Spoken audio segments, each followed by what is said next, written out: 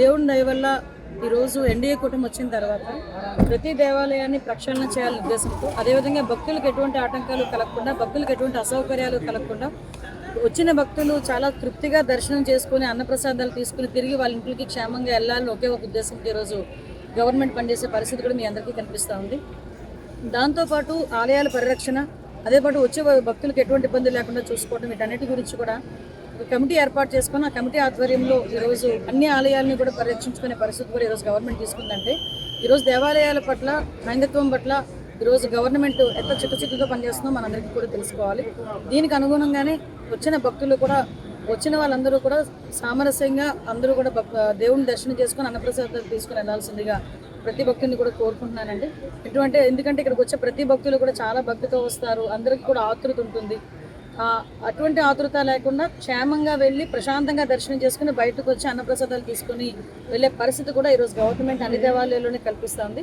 పెద్ద పెద్ద దేవాలయాలే కాదండి, చిన్న చిన్న దేవాలయాలు కూడా ఎక్కడెక్కడ ఏంటి ఉన్నాయి, వాటికి పర్మిషన్స్ ఉన్నాయా లేదా, లేకపోతే వాటిని దేవాదాయ శాఖ ఆధ్వర్యాలు ఉన్నాయా లేదా, లేకపోతే వాళ్ళు ఎలా పనిచేస్తున్నారు, ఈ విషయం మీద కూడా కూలంకషంగా మేము చర్చించుకుంటున్నాం. వాళ్ళ దగ్గర ఇన్ఫర్మేషన్ కూడా తెప్పించుకొని ఆ సౌకర్యాలన్నీ కూడా కలిగిస్తాం.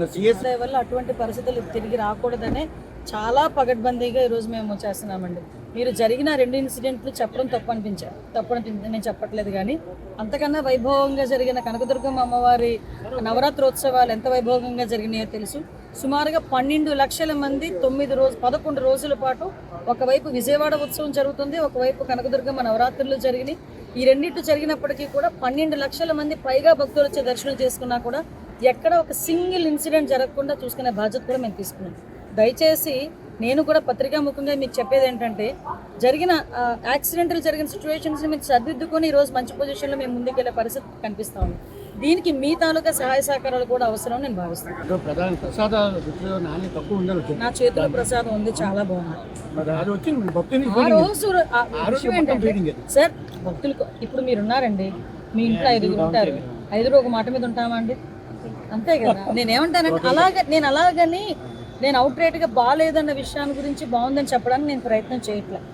నేనేమంటానంటే భక్తుల ఫీడ్బ్యాక్ కూడా కంపల్సరీ మనం తీసుకుంటున్నాం. ఇప్పుడు కూడా అది అయిన తర్వాత నాకు తెలిసి ప్రసాదం నాణ్యత పెరిగినట్టుంది. ఆటోమేటిక్గా నేను చేతిలో పట్టుకుని తిరుగుతున్నా, వీళ్ళు కావాలని అడిగి ఆ ప్రసాదం తీసుకురండి అని తింటున్నా, బాగుంది.